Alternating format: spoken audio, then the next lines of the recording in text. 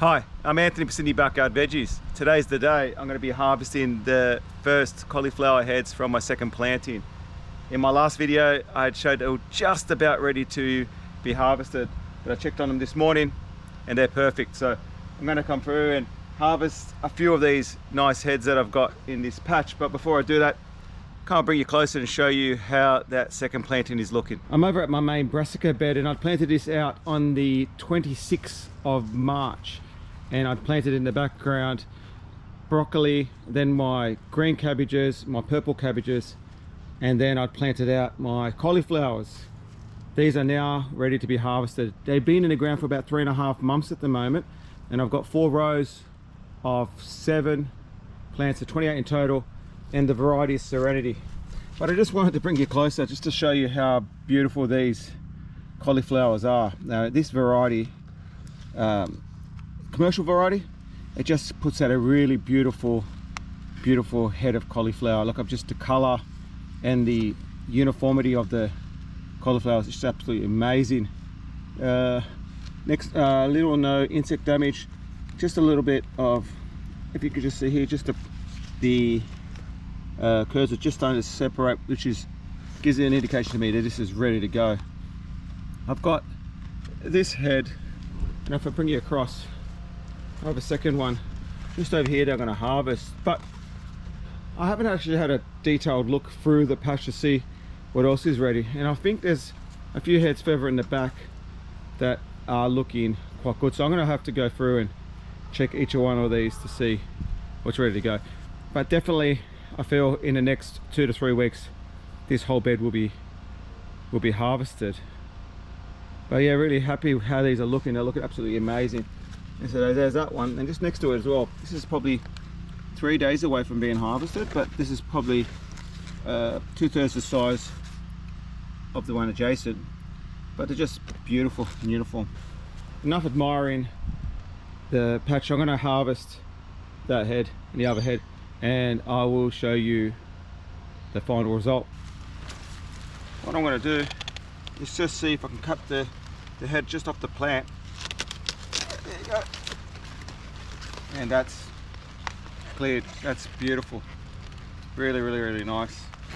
I'm gonna go and just remove all these leaves, and I'll remove the rest of that base and I'll feed them to the chickens. Second one.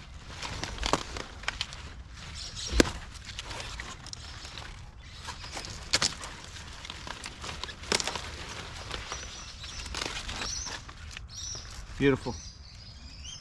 Just bringing the heads closer, just taking out the outer leaves. And that's the first head. That's beautiful. Not as big as the other ones that I grew in my first planting, but I put that down to the fact that we did struggle a lot with the rain early in their planting. But look, I'm stoked with these. This is nothing wrong, absolutely nothing wrong with these. These are perfect. And with my second head, it's just a little bit smaller, but again, just the perfect size. I'll take these in, just give them a bit of a wash and get them in the fridge, and hopefully have them for dinner tonight. So best way to eat them, pick them straight out of the garden, straight to the dinner table.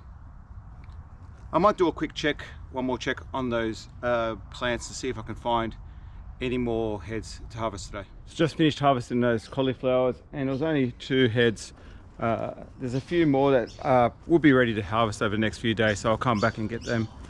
What I'm going to do now is actually, it's going to be raining over the next few days, and I needed to harvest my coriander patch. This is ready to come out, and I want to do that before the rain because it actually gets a lot harder to work with the leaves and the plants. I'm looking at harvesting the plants whole. What we're going to do is process these plants, cut them up finely and actually freeze them, and what we do is we use them throughout the year in a Lebanese stew dish. So I'm going to take these all out now and give them a bit of a wash and take them over to Mum for her to process further.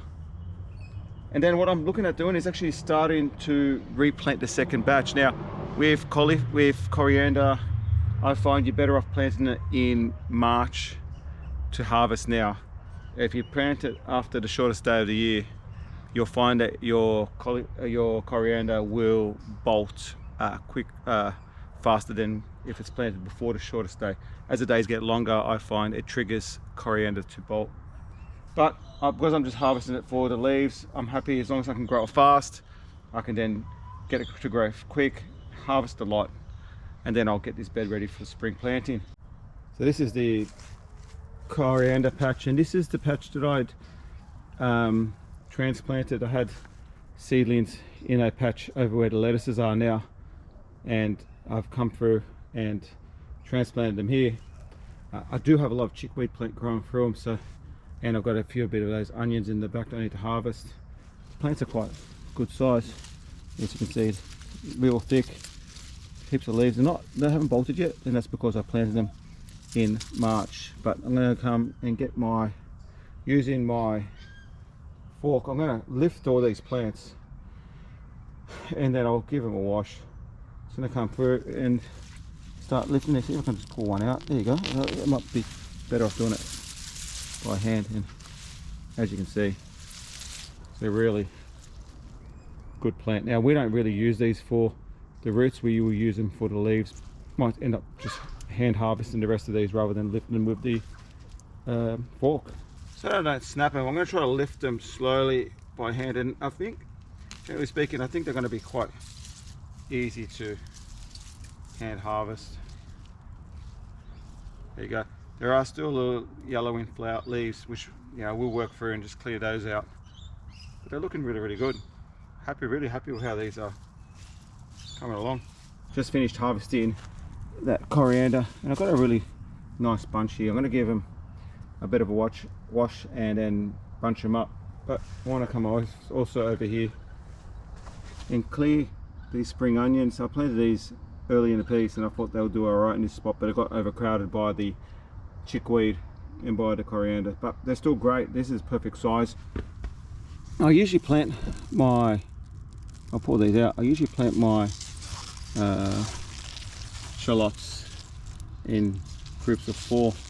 One is just easier to plant that when you get more in the location. So I just finished washing and bunching up those coriander plants, and I've got 7 bunches, so it's really happy with that. Actually, considering that I planted out the seedlings individually, I actually was quite happy with the amount of crop I got out of that bed. Just let them drip dry a little bit now, just so to get that excess water off, but it's starting to become pretty dark here, so I'm not sure how much of that water is going to dry off them. But we'll be taking over to my parents tonight. Mum will work through those. Back out at the coriander patch this afternoon, just in this rain. I'm going to try to plant out this bed again this afternoon. I have come through and turned over that bed. I don't generally like to leave my beds unturned. I like to turn over the soil and break up and aerate that soil, make it a bit more friable. I do like, before every planting, to put some organic material into the soil, whether it's homemade compost, or in my case today I'm going to be putting cow manure, and I'm going to do about half a bag of cow manure on this bed. It just adding that organic material before you plant slowly builds that profile in your soil. And this soil here used to be quite sandy. With all this additional compost I've been adding over the last 6 years to this bed, it's actually starting to become more friable and a lot more fertile. So it should aim for about, I try to do a 5 to 10 centimeter covering. It's not an exact science, but you just need to get just enough organic material into that bed. In addition to that, I'm going to add a bit of chicken manure pellets. I just got a 20 kilo bag of it in my garage, and I use this a lot as the basis for most of my fertilizers and additions to my garden, on a variety of different vegetables, from leafy greens to fruiting vegetables. So just spreading it just around the bed, and then using my hoe, just going to dig it into that top layer go. I just need to come and straighten up, level, make that bed level, and it should be ready to plant out. In my spacings, I'm just gonna put a few rows in the bed, and generally, so that I can store my irrigation line, I'm gonna space these in the order of about 20 centimeters, and that will give me, I would reckon it'll give me 6 rows of plants. With coriander, I don't see any value in buying anything fancy in terms of varieties. I try to find the cheapest seeds I can. These are from your local supermarket. Yeah, for $2 you can get plenty of seeds. And I'm just going to try to thinly plant the bed. I'm going to try to see, ideally, try to space those seeds. It's not an exact science, but I try to space those seeds 2 to 3 centimeters apart. When they grow, if I need to thin them out, I can. But just when you're planting the seeds, just try to not to go too thick in the application of seeds. It's just gently just drop those seeds in to the bed.